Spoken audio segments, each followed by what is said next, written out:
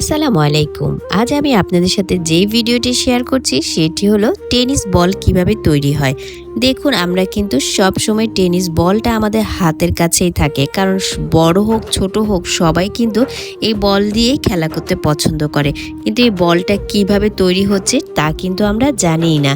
দেখুন কিভাবে রাবারের টুকরো এবং প্রয়োজনীয় রাসায়নিক উপাদান বড় রোলার মেশিনে বরাবর প্রেস করে এরপর কিন্তু শীট একটা তৈরি করা হয়। তারপর সেই শীটকে বিশেষ হিট দিয়ে চাপ দিয়ে একটি অর্ধ গোলাকার একটি বাটির মতো কাপের আকৃতি দেওয়া হয়। পরবর্তীতে দুটি অর্ধ গোলাকার বা কাপের ভেতরের বাতাস বা গ্যাস রেখে মজবুত আঠা ও তাপ দিয়ে জোড়া লাগিয়ে একদম গোল ও শক্ত রাবারের ফাঁপা বল তৈরি করা হয়।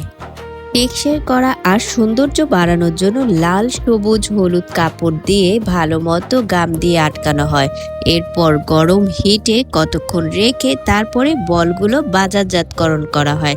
চলুন তাহলে পুরো ভিডিওটি দেখুন, আর কেমন লাগলো অবশ্যই কিন্তু আমাকে কমেন্ট করে জানিয়ে যাবে। আর বেশি ভালো লাগলে কিন্তু বন্ধুদের সাথে শেয়ার করে দিবেন।